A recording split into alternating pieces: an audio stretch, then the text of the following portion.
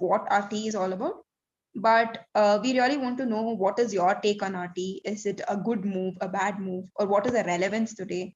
What are the merits? What are the demerits? What are the difficulties because of students who are going to schools under RT? So these are like it's very general discussion. Nothing like RT as such. We all know about it. But otherwise, let's just have a very general discussion and know each of your perspectives, right? So who wants to go first? Anybody can. May I? Yeah, sure. Just a second. So I have joined from my phone. So if anybody wants to speak, like you can just unmute yourself because I wouldn't be able to see all of you. Okay. So Drishti, go ahead. Yeah. So I was thinking about the government has made education free and compulsory for everyone, but what is the outcome of this education? Like, what is the purpose of having this compulsory education? We need to look at the purpose of everything that we do. So is it to provide them with a job after class 5th? Is it to provide them with a job at after class 10th? Or is it to just enable them to be able to read and write? So I don't think any of these aims are being fulfilled properly. People are not, even graduates, the master's degree, people are not able to get a job in the country, let alone students who have studied class 5th. And even, I think a very normal research, the survey will tell us that a very large percentage of children are not able to even read and write after clearing class 5th. So I think this is a problem that I have identified, and I think we can work on it, how we should go about this problem. Like, we have made it compulsory for children, because I thought about how we try to convince people coming from a poor, illiterate background that they should send their children to school. We convince them by saying that education will bring empowerment. But how? They're not able to get money. They're not able to get any social awareness. After class 5th, they are anyways going to become daily wage laborers. The children coming from that very poor section of the society, going to government schools. So I think we need to really understand what is the purpose of going through all of this. What is the purpose of taking children through that process? I have been fortunate enough that I've parents who have money who sent me to private school. So I knew that I'm going to get a job after this. So I think we need to look at that from their perspective in this case. Yeah. So you've highlighted a very important point that, like, after class 5th, like, parents send children to school up to a certain class. But however, after that, what next? Like, do they become daily wage laborers, or do they end up getting a skilled work, or do they enter the workforce, the formal workforce and anything? But however, class 5th student will not be able to enter the formal workforce. So invariably, they'll end up becoming child laborers and then daily wage earners. Yes, definitely. But however, right to education is something that's working on it, making it mandatory that parents have to send their children to school till at least till 12th standard. But however, we are lacking a lot. We need to definitely work on it. We need to make sure there are tangible outcomes after they complete school education. Definitely. Thank you so much, Srishti. Next, who wants to go? I was thinking about, this act was drafted, like they have not kept in mind about the quality of education. Always government schools have been, like we always complain about government schools, that about the mismanagement and absenteeism, everything. Like, the quality of education is better in private schools. So I think that should be kept in mind. Quality of education. Absolutely. But however, one thing we need to keep in mind is RT does not just mean that education is being provided in government schools. It also means that certain percentage of seats are reserved for children from the underprivileged background in private schools as well. But of course, the difference in quality of education that's being provided by these state governments are very low. If you compare the central government and the state government schools like Kendriya Vidyalayas and any other state government school, definitely Kendriya Vidyalayas are more equipped. That central government schools are more equipped, mainly because of the availability of funds and everything. But of course, government schools, it's little different, way different from private schools. Definitely. Yeah. Who wants to go ahead?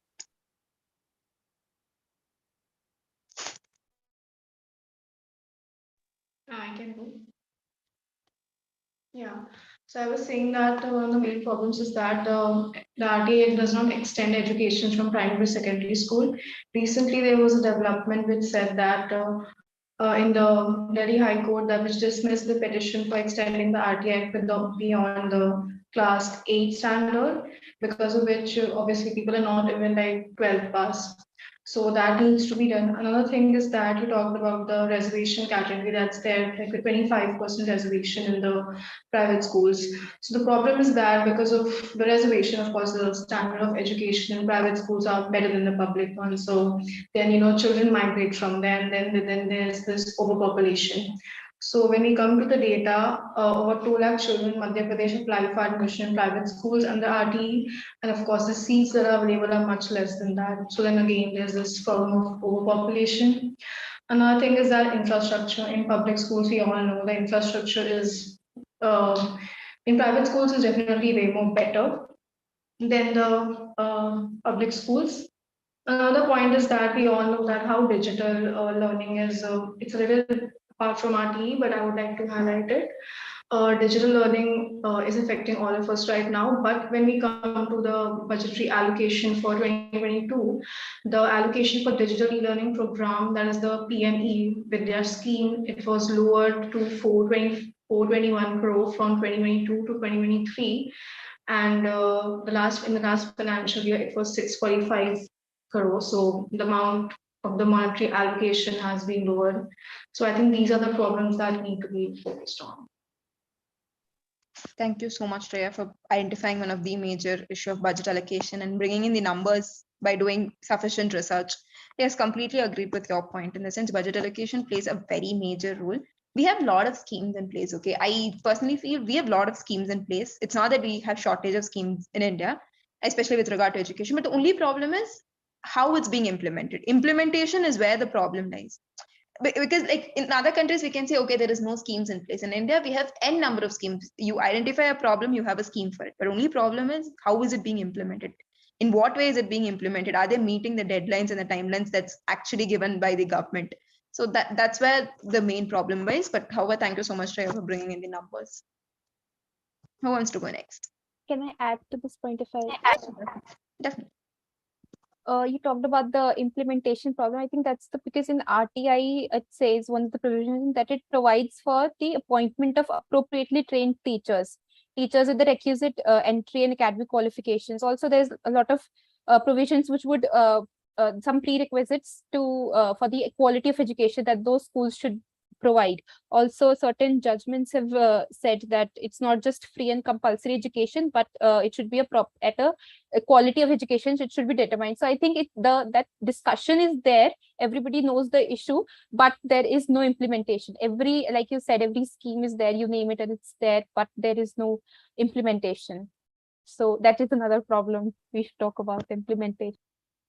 Yes, definitely. That's also because we don't have a set standard framework. In the sense, everything is very descriptive. Like it just says, okay, so what does this mean? But there is nothing specifically, okay, this is the standard. Okay, for in terms of infrastructure, if you look at the government school infrastructure, we do not have a uniform structure saying, okay, a school has to be this. This would be the dimension. This would be the requirements. We do not have anything set standards and guidelines. There is no uniformity across state. There is no uniformity across countries. So those let's take the example of a village. So those villages that has got a very good political influence will get more budget allocated, and probably that will those schools in particular villages will be better administrated. They'll have better infrastructure. On the other hand, there'll be few schools that are just not developed at all. So there's a lot of regional imbalance in itself. So lack of standardization and the problem of regional imbalance is also another major issue that's there in this arena. Who wants to go next? Can I? Yeah, so like I would not like to talk about the general things that RT is offering, but I would like to talk about some things which are prohibited under the RT, like private tuitions and the punishments that are given to school and the mental harassment of the children that is taking place. So like first I'll go on about the punishments. So like punishments given to small children like really affects their mind and creates a fear for school in their mind. So like that is why many of them might feel that they need to discontinue education because they don't know anything. So like many of the times when the children are punished, like they kind of have this complex with themselves that they are not worthy and they are not enough. So like that is what punishment is doing. Punishment is like not a good thing that should be practiced in a day-to-day life of a child, because it not only affects his mental health severely, but like also affects the performance that he's going to have, or the influence he's going to have over his life in general. And the second thing, which is the most important thing, is about the private tuition classes. Because like the way in which RTE prohibits the private tuition classes is very funny, because it basically bans the government school teachers from starting any kind of private class, but the school teachers like who are teaching in private school, they can do that, and they have to do that many of the times because they don't get enough income from their jobs. So like that is the primary reason why many of the teachers in private school, after attending their school, they have to take up these private classes in the evening time, because I've seen that myself in from where I come. That is a very common thing among in the area wherein I live. So like that is some problem which we need to definitely address, because the popularization of these private classes is like not only diminishing the importance of the contribution of the teachers teaching in schools, but like also causing financial strains on the parents. And because of that, many students even feel pressured that if they do not attend private classes, then there is nothing left for them in the future. So yeah, that is something that I feel. Thank you, Ria, for identifying, like you've gone a very off route, but thank you so much for bringing in, highlighting very important problems that's there currently in terms of punishments or the private tuitions. And I think in one form or the other, all of us would have experienced this. Like at least one among these two, we would have definitely experienced it. And thank you so much for addressing it. Who wants to go next?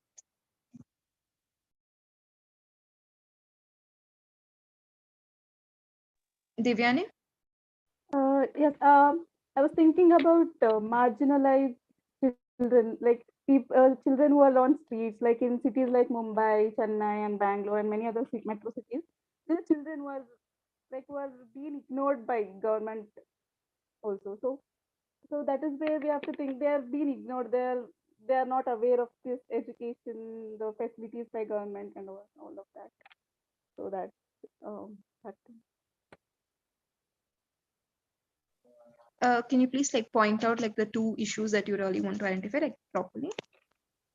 So the children like who are on streets, so they are being ignored by government. So that is one issue. Okay, yes, you're trying to identify the marginalized children. You're saying marginalized children are ignored. But don't you think the entire idea of RT is to bring marginalized children to the mainstream society?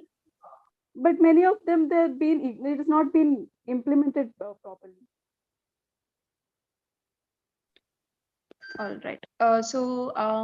Adding on to this, I feel under RT, there are children who have been given admissions from children from weaker section are giving admissions in the private school.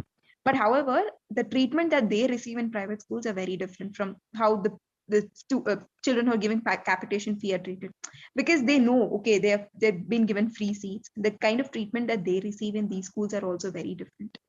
So that's something we need to work on. We need to work on creating policies such that the discrimination is reduced, right?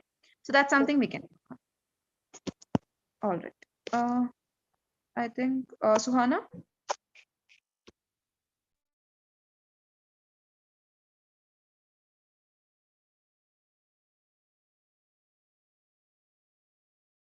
Suhana, are you there?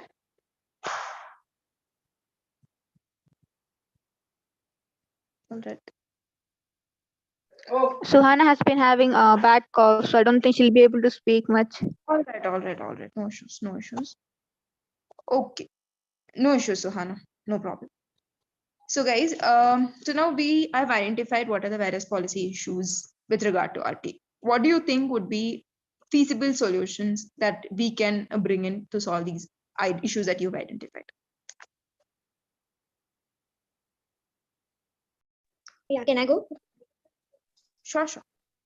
Yeah, so like the first thing which I can think of is like the way we have extra credits in college. So like something like that should also be brought in school. So like that will help children explore more opportunities. Because like many of the times they have academic pressures, and that is why they are not able to participate in many activities. I couldn't hear you. Could you please repeat? I lost my connection in between. Yeah, I was saying that we could like try to bring in something like the thing which we have, like extra credit things. So like that can help children explore more opportunities, because many of the times due to academic pressure, children do not participate in the extracurricular activities which are at school and stuff. Yes, definitely. We need to encourage more extracurricular activities than just academics. We need to focus on extracurricular and co-curricular activities also. Yes. Thank you so much. Any other solutions? Can I go next? Yes, yes. Yeah, so we were talking about like there's not a uniform framework for the training of teachers and everything. So I feel that needs to be introduced, because there are a lot of unskilled and unintended teachers that they sort of deface any program, and no matter how good it is framed, if the teachers that are teaching the students, they are not properly skilled in everything, the students will not be able to learn. Another thing is that so these students who usually join the public schools, they come from families that are very conservative. So I feel sort of including gender education in their curriculum, telling them about equality and everything, and making it a part, like a proper subject, like we have our social sciences, maths, and everything. I think that would be really helpful. Yes, we can make the entire curriculum more inclusive. Also, teacher training plays a very crucial role that Shreya has identified. Teacher training is very, very important, because we have qualified teachers, but again, in terms of the quality of teaching is something that we really need to focus upon. Yes. Any other solutions? Yeah, I think that environmental education should be like made a more serious part of our curriculum in general. Because like as we can see in many of the schools, environment is not taken up as a serious subject. So that is something which can be improved. Yeah, also environment is not just about theory, like we sitting in classes and learning about, okay, this is the reuse, recycle, and the 3 R's that we have read about, but it should be more practical oriented, in the sense like children have to be taken to grounds, and like practical experience exposure should be given there, right? All right. So I think Drishti had something. Yes.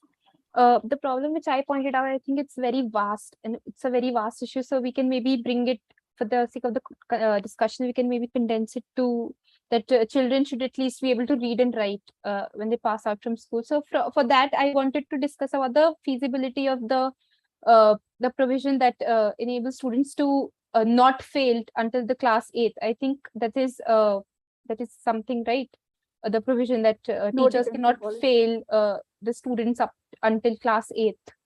So I so so so so what if like, so that's what I'm confused about. Like, is it helping the children, or is it actually being disadvantageous to children? Because obviously, I mean, we study to pass the exams. I study before day of the exam to pass it, so that I can get to the next standard. So the children, I mean, obviously they're little kids, they don't know the importance of education, and most of them would be having uneducated parents. So I think we should rethink about this policy of not failing children up until class 8th, maybe.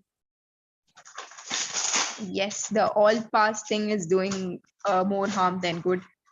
Yeah. And more or less, like I feel if till 8th standard, if they do not have a concrete foundation, and if just everybody is being passed, then 9th and 10th standard, it's all board exams and everything all of a sudden.